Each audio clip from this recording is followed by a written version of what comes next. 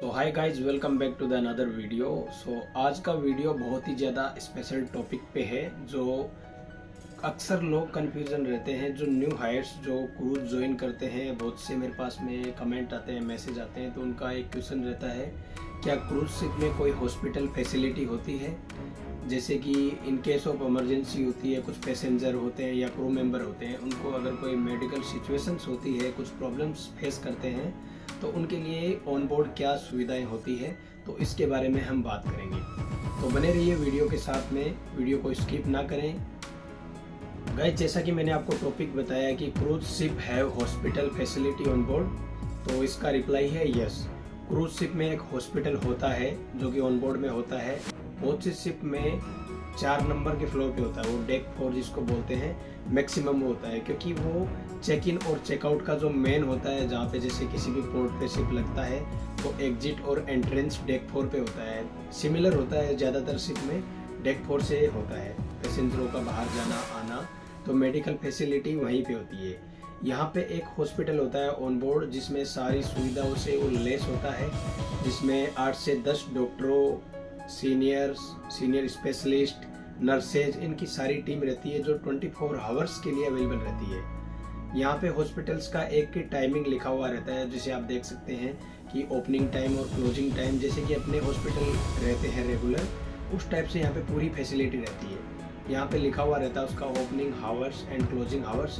उसके बाद में भी अगर कोई इमरजेंसी होती है किसी पैसेंजर को या किसी क्रू मेंबर को, तो यहाँ पे इमरजेंसी ऑन बोर्ड नर्सेज के नंबर रहते हैं, उन पे आप कॉल कर सकते हैं। तो 24 आवर्स के लिए यहाँ पे असिस्टेंट मिलता है। इन केस जैसे आपको कुछ भी प्रॉब्लम हो गया ऑन बोर्ड, जैसे किसी पैसेंजर को कुछ प्रॉब्लम हो गया, कहीं जैसे स्विमिंग पूल पे फेल डाउन होके यहाँ पे गिर गए, चोट लग गई, सिर में कुछ ब्लीडिंग हो गई, तो यहाँ से पहले हमें रिपोर्ट करना रहता है। जैसे किसी ने भी देखा तो डायरेक्ट मेडिकल फैसिलिटी में कॉल कर देते हैं। तो कॉल करने के बाद में वहाँ पे मेडिकल टीम आती है और पैसेंजर को ज़रूरी ट्रीटमेंट देती है और असिस्ट करती है।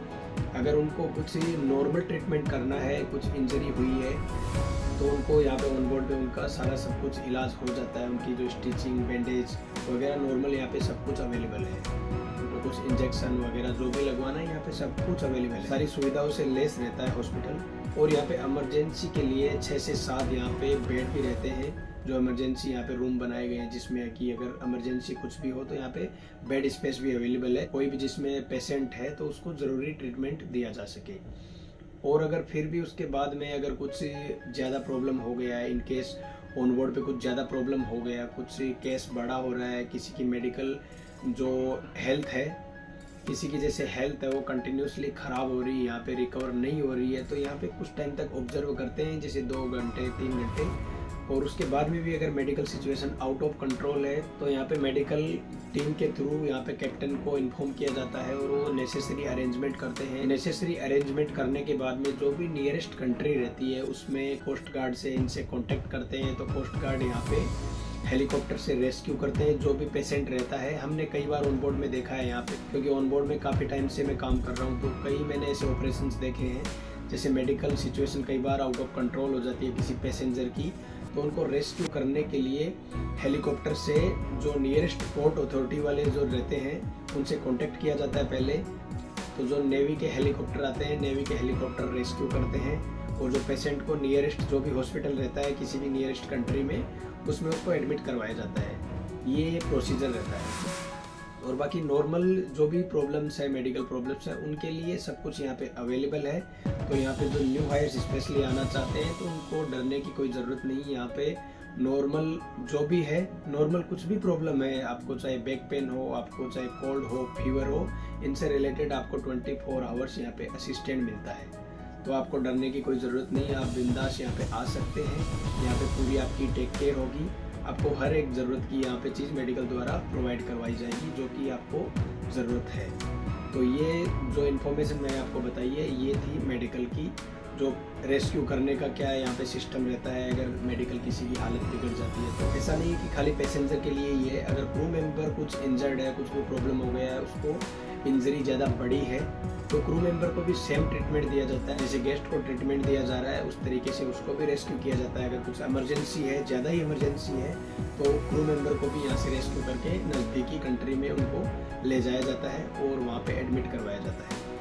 तो ये जो मैंने आपको मेडिकल का बताया, ये हर एक पैसेंजर शिप में होता है मेडिकल फैसिलिटी, चाहे छोटी शिप हो चाहे बड़ी शिप हो, हर एक शिप में मेडिकल फैसिलिटी अवेलेबल रहती है।